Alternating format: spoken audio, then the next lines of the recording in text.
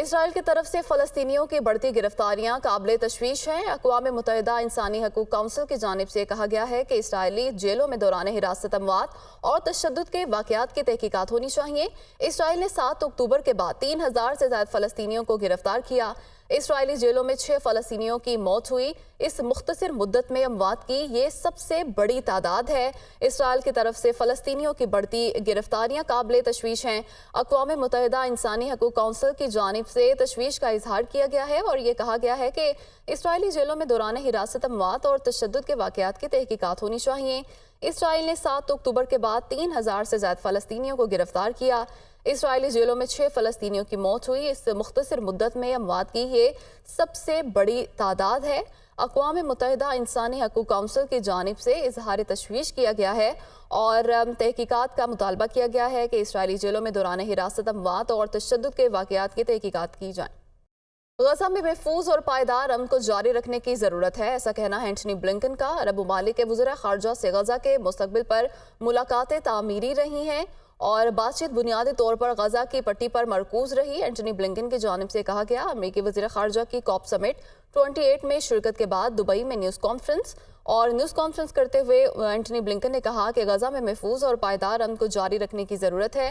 عرب ممالک کے وزراء خارجہ سے غزہ کے مستقبل پر ملاقاتیں تعمیری رہیں اور بات چیت بنیادی طور پر غزہ کی پٹی پر مرکوز رہی۔ ترک صدر کی اماراتی صدر شیخ محمد بن زید ال نہیان سے ملاقات، ایسا بتانا ہے عالمی میڈیا کا۔ حماس اسرائیل جنگ کے دوبارہ آغاز پر بات چیت ہوئی۔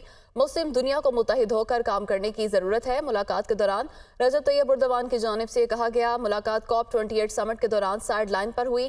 ایسا عالمی میڈیا کی جانب سے یہ بتایا گیا ہے کہ ترک صدر کی اماراتی صدر سے ملاقات ہوئی ہے اور حماس اسرائیل جنگ کے دوبارہ آغاز پر بھی بات چیت ہوئی۔ اس ملاقات میں رجب طیب اردوان نے کہا کہ مسلم دنیا کو متحد ہو کر کام کرنے کی ضرورت ہے۔ ملاقات کاپ 28 سمٹ کے دوران سائیڈ لائن پر ہوئی اور اس ملاقات میں حماس اسرائیل جنگ کے دوبارہ آغاز پر بھی بات چیت کی گئی۔ اقوام متحدہ کا انسانی بنیادوں پر حماس اسرائیل جنگ بندی پر زور، غزہ میں جنگ کے دوبارہ آغاز سے صورتحال تشویشناک ہے۔ اقوام متحدہ کے مطابق غزہ منتقل ہونے والی امداد کا کوئی پتہ نہیں۔ ترجمان اقوام متحدہ کی جانب سے نیوز کانفرنس کی گئی اور تشویش کا اظہار کیا گیا اور انسانی بنیادوں پر حماس اسرائیل جنگ بندی پر زور دیا گیا۔ اقوام متحدہ کے مطابق غزہ میں جنگ کے دوبارہ آغاز سے صورتحال تشویشناک ہو گئی ہے اور غزہ منتقل ہونے والی امداد کا کوئی پتہ نہیں ہے۔ ترجمان اقوام متحدہ کی جانب سے نیوز کانفرنس کی گئی۔ حماس اسرائیل جنگ بندی کے بعد دوبارہ حملوں پر عالمی اداروں کا رد عمل سامنے آیا ہے۔ اسرائیل کی غزہ کے خلاف جنگ تباہ کن ہے۔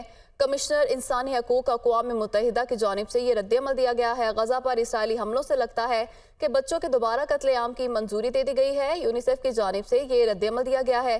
غزہ میں اسپتالوں کے مناظر ہارر فلموں جیسے ہیں، ایسا عالمی ادارہ صحت کا کہنا ہے۔ حماس اسرائیل جنگ بندی کے بعد دوبارہ حملوں پر عالمی اداروں کا رد عمل سامنے آیا ہے۔ کمشنر انسانی حقوق برائے اقوام متحدہ کا کہنا ہے کہ اسرائیل کی غزہ کے خلاف جنگ تباہ کن ہے کہ غزہ پر دوبارہ اسرائیلی حملوں سے بے گھر فلسطینیوں میں خوف کی لہر دوڑ گئی۔ فلسطینیہ میڈیا کی جانب سے بتایا گیا ہے کہ فلسطینی کھانے کے ایک ایک لقمے اور پانی کی ایک ایک بوند کو ترس گئے۔ خان یونس میں بے گھر افراد اور یتیم بچوں کی کھانے کے لیے قطاریں لگ گئیں۔ اسرائیلی حملوں کا نشانہ بننے والوں کی تعداد بہت ہے۔ زخمی اسپتالوں کی بجائے گلیوں میں پڑے ہوئے ہیں۔ فلسطینیہ میڈیا کی جانب سے یہ تفصیلات فراہم کی گئی ہیں۔ غزہ پر دوبارہ اسرائیلی حملوں سے بے گھر فلسطینیوں میں خوف کی لہر۔ فلسطینی کھانے کے ایک ایک لقمے اور پانی کی ایک ایک بوند کو ترس گئے۔ خان یونس میں بے گھر افراد اور یتیم بچوں کی کھانے کے لیے قطاریں لگ گئیں، جبکہ فلسطینی میڈیا کی جانب سے بتایا گیا ہے کہ زخمی اسپتالوں کے بجائے گلیوں میں پڑے ہوئے ہیں۔